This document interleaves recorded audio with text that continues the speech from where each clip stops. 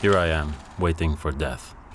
You're listening to BBC World News. Rock superstar Bennett has cancelled his upcoming international tour because a fatwa has been issued calling for his death. My name is Bennett Jones. I'm the writer, director, producer, star, etc. of I Am a Knife with Legs.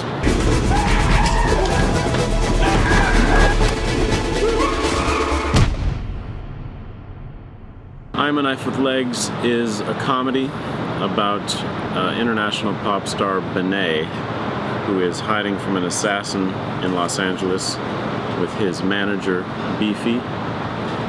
It's a comedy with a little action, a lot of music, a lot of original music, a lot of surprises, very low-budget film, deadpan humor. But what about a throwing star, man? It's possible that this SSN will be using throwing stars. Will you take one for me? Yeah. What if it was dipped in poop?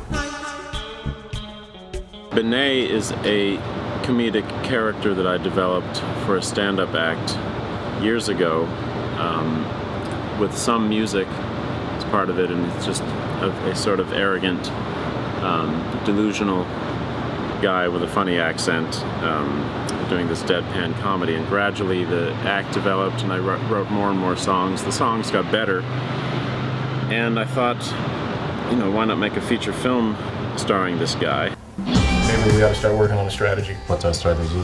Well, let's see. The assassin is going to be highly trained and dangerous.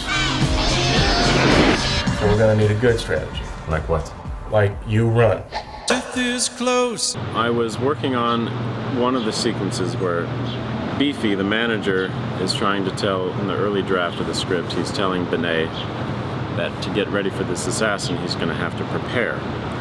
And he says it in a sort of Bruce Lee type of inspirational martial arts style speech where he says, you have to transform your body.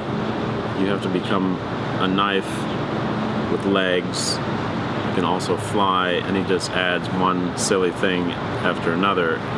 So the song I'm a Knife with Legs is basically the protagonist in the song is declaring how they're going to get ready for this battle, but it just becomes a ridiculous number of silly, nonsensical metaphors, and by the end of the song it's just a crazy mess, psychedelic mess on the screen. So just making fun of that idea of the martial arts preparation montage. So how did I get here, waiting for certain death? Well, I'll tell you this story.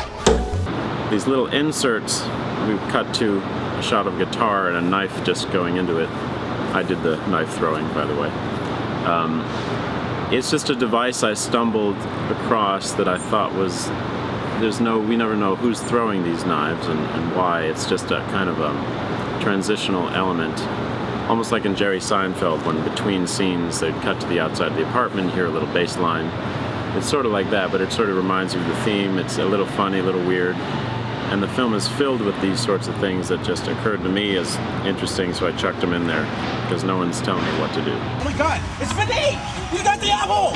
We will go down fighting together, my friend. But once we go, it's over. The assassin gets the upper hand and that's it. The total timeline was from about March of 2007, when I first decided to write the script, to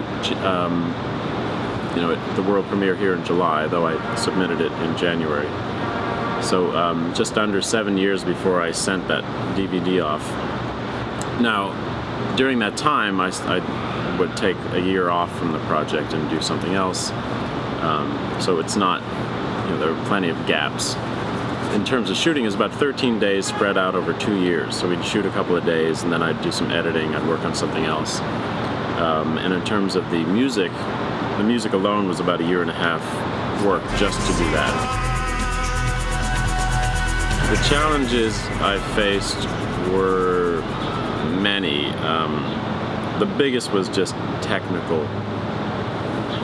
Learning these programs, getting past the learning curve, getting fast with the programs, because if you can learn them, but if you're doing them slow, you're just wasting time.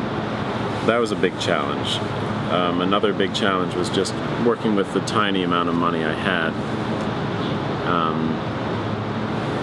Another challenge was just keeping some sort of perspective on this and telling a story in a feature length, especially a comedy. There's a the rhythm and pacing of the film is crucial, and it's very hard to look at it objectively and know it works. So I would show scenes to friends and make little adjustments here and there to make sure the jokes are landing.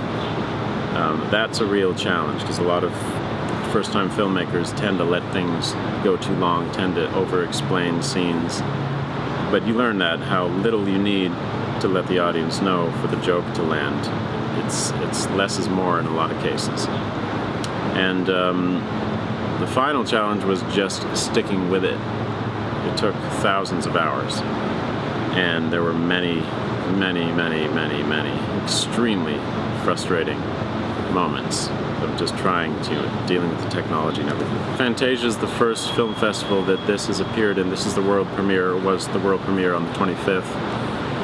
I've been talking to various festivals about, keeping the thing going. But yeah, this is the first one for me as a director, and it's been fantastic. It really was. Couldn't be a better place to premiere this film. I think the Montreal audiences are very hip and very kind of international, and they really get the humor. And it's a beautiful city and really wonderful people involved. So it's been a great time.